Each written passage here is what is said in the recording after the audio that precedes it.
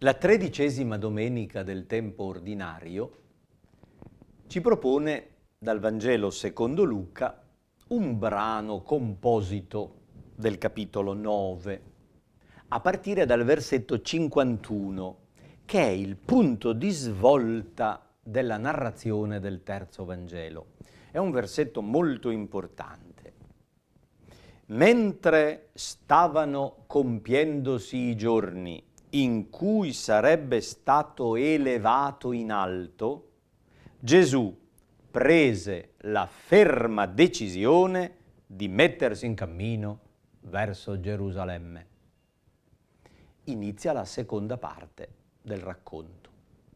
Gesù decide in modo forte e convinto. Letteralmente l'espressione greca adoperata dall'Evangelista si potrebbe tradurre indurì la sua faccia, cioè fece il muso duro, strinse i denti e partì, sapendo che andava incontro alla sofferenza e alla morte.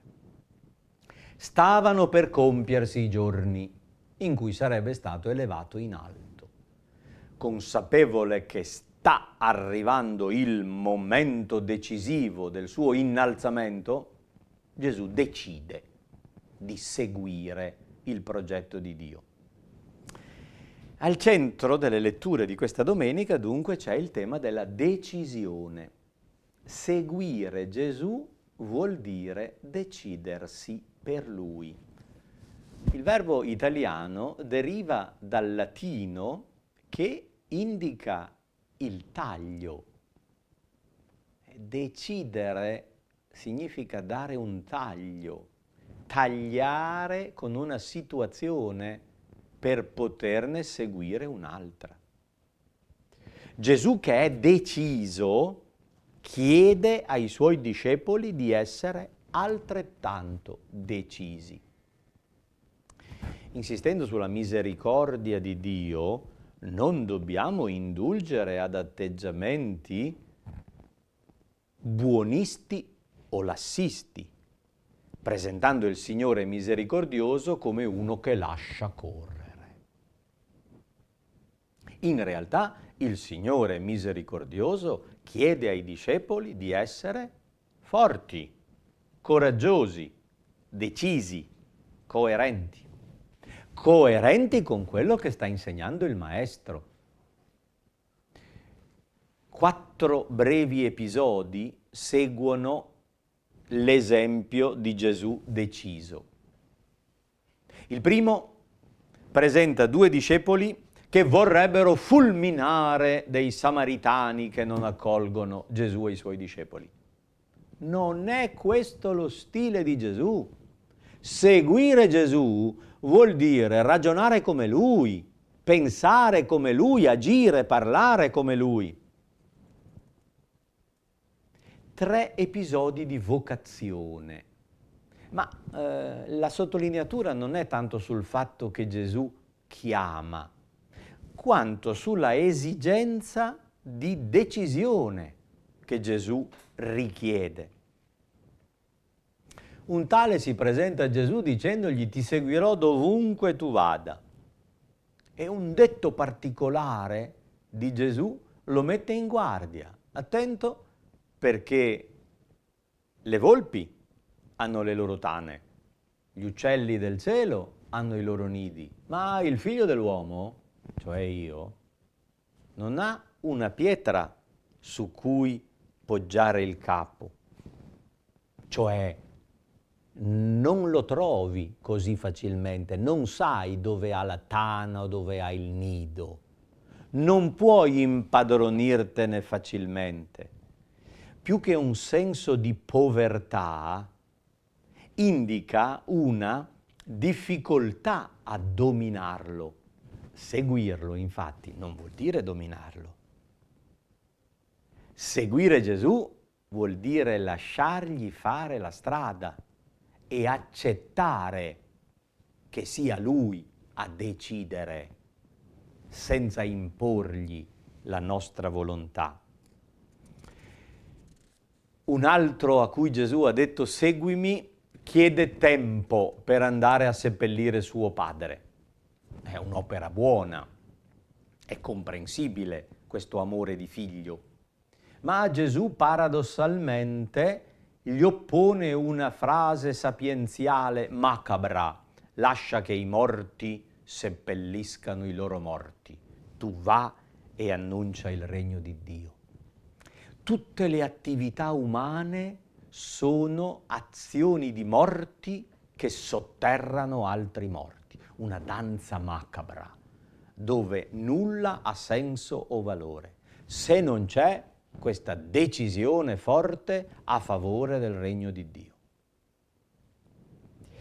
Un terzo propone di seguire Gesù, ma dopo essersi congedato da quelli di casa.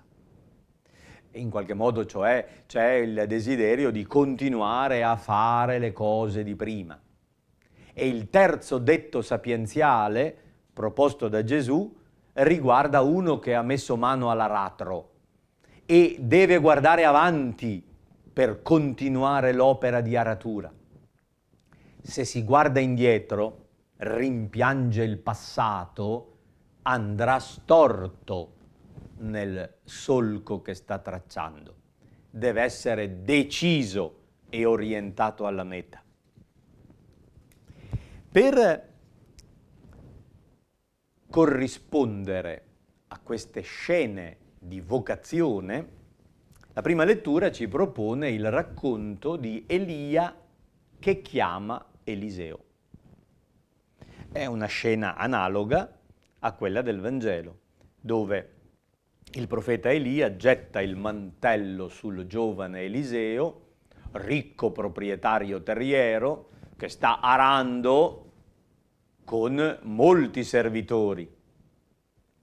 Elia gli propone di piantare tutta quell'attività e di seguirlo.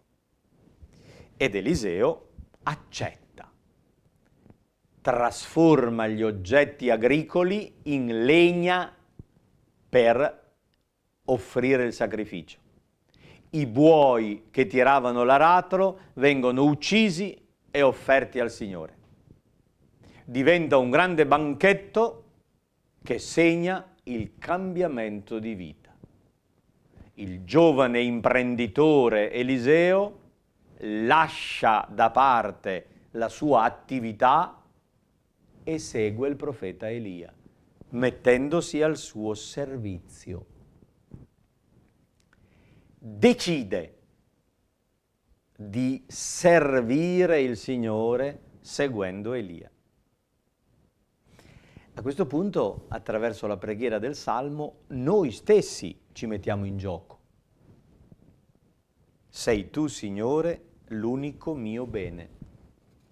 Il Salmo 15 è preghiera confidente di una persona che dichiara di aver scelto il Signore, di averlo seguito con decisione ed è convinto che il Signore non lo abbandonerà mai, nemmeno negli inferi. È una preghiera del Cristo risorto. Anche in questo caso è Cristo stesso che parla al Padre. È il Cristo risorto che dice: lo sapevo che non mi avresti lasciato nella corruzione e mi avresti indicato la via della vita per arrivare alla tua presenza nella gioia piena, nella dolcezza senza fine. L'obiettivo è questo, ma la strada è la croce. Il Cristo ha deciso di seguire il progetto di Dio. Tutti i suoi discepoli sono chiamati a decidere nello stesso modo.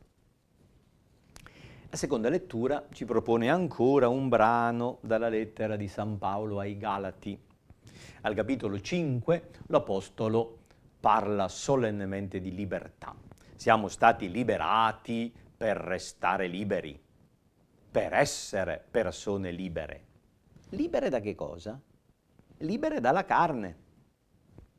Con carne l'Apostolo Paolo intende l'istinto, quella inclinazione al male che fa parte del nostro carattere. I desideri della carne sono contrari a quelli dello spirito. Se io mi lascio portare a soddisfare i desideri della carne, vado dietro al mio carattere, ai miei gusti, al mio istinto. Faccio quello che mi piace, che mi viene spontaneo. Dico di essere libero di fare quello che voglio, ma in realtà sono prigioniero del mio istinto. Faccio quello che mi piace. Faccio quello che la carne mi costringe a fare. La libertà è la possibilità di fare quello che devo.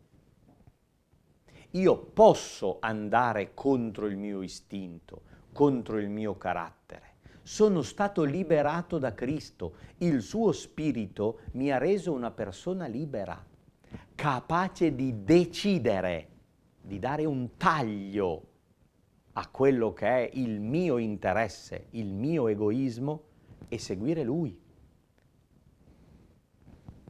Lo Spirito ci ha liberati perché noi restassimo liberi e potessimo liberamente decidere di seguire il Signore. Abbiamo deciso già, ogni giorno però dobbiamo riformulare questa decisione che è alla base della nostra vita cristiana. Vogliamo seguire il Signore, lasciando che Lui continui a liberarci da noi stessi.